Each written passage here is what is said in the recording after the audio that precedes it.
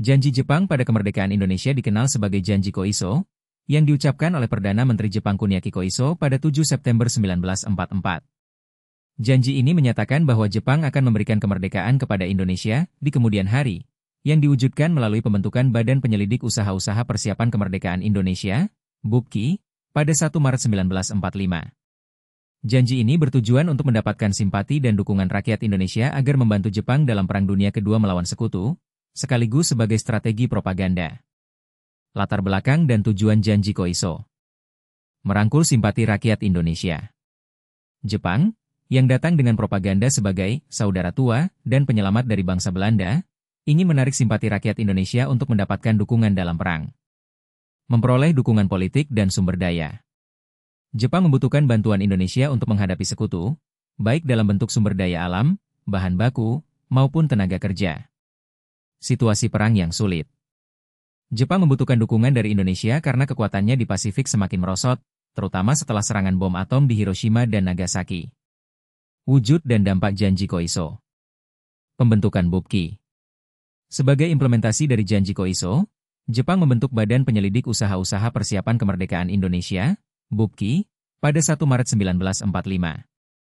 Memicu perjuangan kemerdekaan. Janji Koiso memicu diskusi politik di kalangan tokoh pergerakan nasional Indonesia dan membangkitkan semangat untuk segera mewujudkan kemerdekaan. Terbentuknya organisasi lain.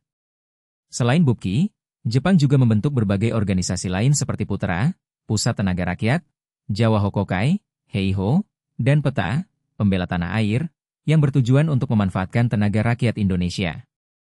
Bom atom pertama, diberi nama Little Bay, dijatuhkan di Hiroshima dari Enola Gay, sebuah pesawat pengebom B-29, pada pukul 8.15 pagi tanggal 6 Agustus 1945. Bom kedua, diberi nama Fat Man, dijatuhkan di Nagasaki dari Boxcar, juga sebuah pesawat pengebom B-29, pada pukul 11.02 pagi tanggal 9 Agustus 1945. Tentara Sekutu, dipimpin Inggris melalui pasukan AFNEI, masuk ke Indonesia mulai 29 September 1945 setelah Jepang kalah dalam Perang Dunia Kedua, dengan tujuan utama melucuti tentara Jepang dan membebaskan tawanan perang, serta mengembalikan pemerintahan sipil Belanda. Namun, kehadiran Nica, Belanda, yang membonceng Sekutu menimbulkan konflik karena niatnya untuk kembali menjajah Indonesia, yang berujung pada perlawanan rakyat Indonesia di berbagai daerah. Latar belakang masuknya Sekutu. Kekalahan Jepang. Setelah kekalahan Jepang dalam Perang Dunia Kedua, terjadi kekosongan kekuasaan, vacuum of power, di Indonesia. Tugas Sekutu. PBB menugaskan Sekutu untuk mengambil alih kekuasaan Jepang dan mengembalikan situasi menjadi seperti sebelum perang. Pasukan AFNEI. Pasukan AFNEI. Inggris, sebagai perwakilan Sekutu, mengirimkan pasukan AFNEI, Allied Forces Netherlands East Indies, yang dipimpin oleh Letnan Jenderal Sir Philip Christison. Tujuan kedatangan Sekutu. 1. Melucuti tentara Jepang. Tugas utama adalah melucuti dan memulangkan tentara Jepang ke negaranya. 2. Membebaskan tawanan. Membebaskan dan mengumpulkan warga Sekutu, terutama orang Belanda, yang menjadi tawanan Perang Jepang. 3. Mengembalikan pemerintahan sipil. Menjaga keamanan agar pemerintahan sipil Belanda, Nica, dapat kembali berkuasa. Dampak dan konflik. Memboncengnya Nica.